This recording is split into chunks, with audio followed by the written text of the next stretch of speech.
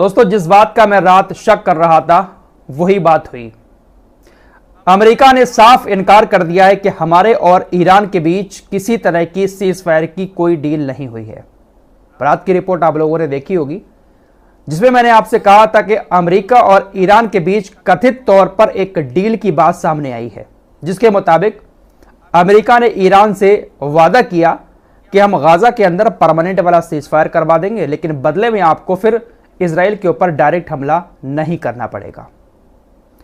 यह डील हो चुकी थी बहुत सारी मीडिया रिपोर्ट्स के मुताबिक। कल सुबह यह खबर आई थी और शाम को मैंने इस पर वीडियो बनाया। मैं पूरा दिन इंतजार करता रहा कि कहीं से मुझे कोई सही सोर्स मिल जाए। रात ही मैंने आपसे कहा था अपनी रिपोर्ट में कि मुझे अभी तक कोई सही सोर्स नहीं मिला है, ईरान की तरफ से कोई भी ऑफिशियली स्टेटमेंट नहीं मिला है, लेकिन कथित तौर पर दुनिया भर में इस बात की चर्चा हो रही थी कि अमेरिका और ईरान के बीच एक डील हुई है। लेकिन दोस्तों, किसी तरह की कोई भी डील नहीं हुई है। अमेरिका ने साफ जवाब दे दिया है। कुछ लोग कल क्या कह रहे थे शाम की वीडियो पर, कमेंट मैंने देखे कि फराज भाई आप झूठ बोल रहे हो, यह खबर तो हमें दूसरे यूट्यूबर ने कल सुबह ही बता दी है। आप उनकी वीडियो देखकर खबर को कॉपी करके अब रात को वीडियो बनाकर हमारे सामने लेकर आए हो। अरे अभी इतने बुरे दिन नहीं आए हैं फराज मलिक के। अल्हम्दुलिल्लाह 5-6 साल से यूट्यूब पर काम कर रहा हूं। फराज मलिक खुद एक ब्रांड है। मैं कभी अपनी तारीफ नहीं करता हूं। मैं बहुत आसान भाषा में और आसान लहजे में तमीज के साथ खबरें बताता हूं। मेरे अंदर वो आदत नहीं है कि मैं उल्टे सीधे हाथ पैर फेंकूं, खबरों के नाम पर कॉमेडी करूं, गंदी गंदी बातें भी अपने जुबान से निकालूं।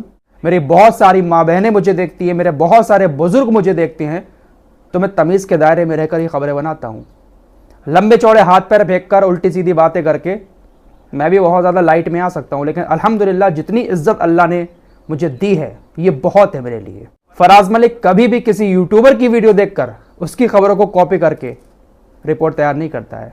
खबर आने के बाद मैं वेट करता हूं सही सोर्स का, और कल ये जो खबर आई थी ये कल सहरी के वक्त ही मेरे पास आ गई थी, लेकिन पूरा दिन मैंने इस पर वीडियो इसलिए नहीं बनाई क्योंकि मैं कंफर्म नहीं था, मुझे कोई सही सोर्स नहीं मिल पा रहा था। अब रात तक बहुत सारी मीडिया वेबसाइट पर यह खबर आई तो मुझे लगा ठीक है, कथित तौर पर यह आपको बता देनी चाहिए। लेकिन मैंने आपसे कल भी कह दिया था कि मैं पूरी तरह से इस खबर पर कंफर्म नहीं हूं, और वही अब हमारे सामने आ चुका है। चैनल पर पहली बार आए हैं, सब्सक्राइब करके हमारे साथ जुड़ सकते हैं, क्योंकि यहां पर आपको हमेशा ऑथेंटिक और सही शब्दों का इस्तेमाल करते हुए खबरें सुनाई जाती हैं। दोस्तों, ईरान की तरफ से लगातार इजराइल को धमकियां दी जा रही हैं। अब पलटवार करते हुए नेतन्याहू हर्निया का ऑपरेशन कराकर एक बार फिर से सामने आ चुका है। नेतन्याहू ने कल छोटा सा एक वीडियो अपने ट्विटर अकाउंट पर पोस्ट किया और बड़ी बड़ी धमकियां उसने इस छोटे से वीडियो में गाजा को लेकर दी हैं। शायद हो सकता है इसको ऐसा लग रहा है कि हमारी धमकियों से ईरान जो है अपने इरादे बदल दे। वैसे इसका दिमाग पूरी तरह से बौखला चुका है। गाजा से इसने अपनी पूरी सेना को समेट लिया है। अब रफा के अंदर जो गाजा का ही एक एरिया है वहां पर इसने हमला करने की तारीख बता दी है। इसने कहा है कि रफा पर हमला करने की तारीख तय हो चुकी है, और जो तारीख हमने तय की है उस तारीख में रफा पर हम हमला करेंगे। बेंजामिन नेतन्याहू ने कहा कि हमारी सेना पूरी ताकत के साथ रफा पर हमला करेगी। मैंने तारीख तय कर दी है, लेकिन तारीख इसने नहीं बताई है। अगर वाकई में इसने तारीख तय कर दी है और ये रफा पर हमला करने वाला है, तो मेरे दोस्तों एक बार फिर से मिडिल ईस्ट के अंदर तबाही होगी। गाजा के अंदर एक बार फिर से लाशों के अंबार लगेंगे। अमेरिका का जवाब आया है। अमेरिका ने कहा है कि देखिए, बेंजामिन नेतन्याहू ने ये जो ऐलान कर दिया है, हमले का दिन और तारीख तय कर दी है, इस बारे में हमें कुछ भी जानकारी नहीं है। बेंजामिन नेतन्याहू ने हमसे कुछ भी नहीं पूछा है। बेंजामिन नेतन्याहू रफा पर कब हमला करेंगे और क्यों करेंगे, इस बारे में उन्होंने हमसे कोई भी बातचीत नहीं की है। अमेरिका की तरफ से हमेशा इस तरह के ही बयान दिए जाते हैं। दमिश्क के अंदर जब ईरान के दूतावास पर हमला हुआ तब भी अमेरिका ने यही कहा कि इजराइल ने हमसे बिना पूछे हमला कर दिया। लेबनान के अंदर जब वो एक हमास के कमांडर को मारा था तब भी अमेरिका ने यही कहा था कि इजराइल ने हमें बिना इन्फॉर्म किए ही हमला कर दिया। लेकिन शायद ये सरासर झूठ है। अमेरिका को पल पल की खबर रहती है इजराइल कब कहां पर क्या करने वाला है, और ये जो ऑपरेशन की धमकी दी है, दिन और तारीख नेतन्याहू ने तय की है, सब कुछ अमेरिका को पता होगा।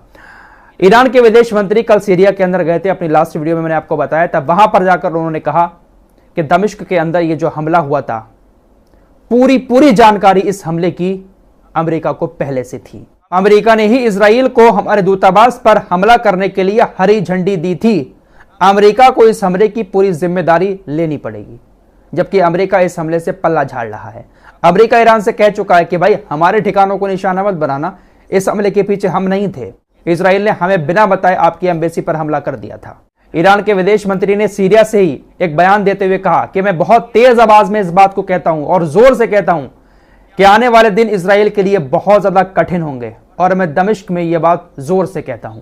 तो इधर ईरान की तरफ से भी धमकियां बड़ी खतरनाक दी जा रही हैं और ऐसा लग रहा है कि वाकई में ईरान इस बार कुछ करने वाला है। वहीं नेतन्याहू ने ये जो बात कही है कि हमने तारीख तय कर दी है रफा पर हमले की, अगर दोस्तों वाकई में इसने तारीख तय कर दी है और इसीलिए इसने अपनी सेना को गाजा से समेटा है, साउथ और नॉर्थ से, तो समझ जाओ कि रफा के अंदर एक बार फिर से लाशें बिछने वाली हैं। हमास के नाम पर यह बंदा एक बार फिर से बेगुनाह लोगों को मारेगा और पूरी दुनिया एक बार फिर से रफा के लोगों को मरते हुए देखेगी।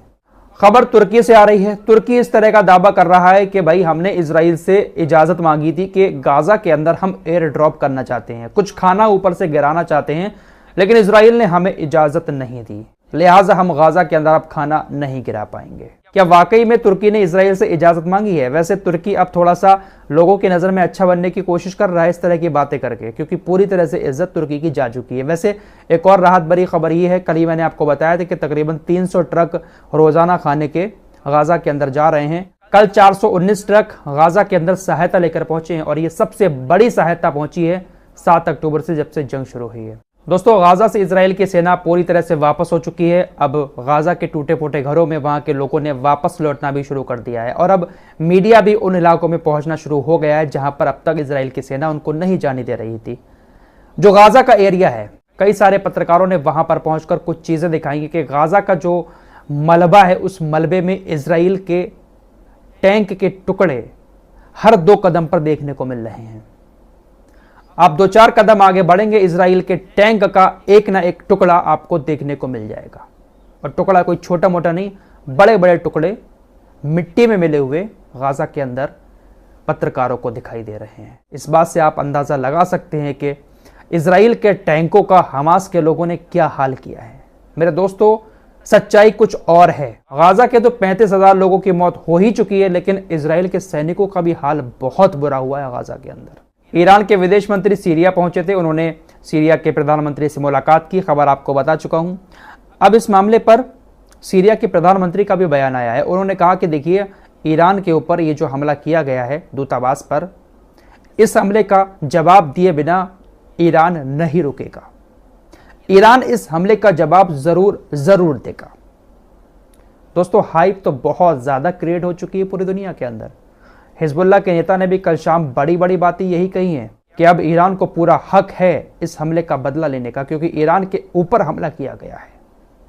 किसी भी देश पर ऐसे एकदम अटैक कोई भी देश नहीं कर सकता, लेकिन अगर कोई देश किसी देश के ऊपर डायरेक्ट अटैक करता है तो उसको बदला लेने का हक है। यही बात मैंने आपको कल भी बताई थी कि इजराइल ने सारे नियम कानूनों को तोड़कर डायरेक्ट ईरान के ऊपर हमला किया है, जबकि ईरान खुलकर इस जंग में है ही नहीं।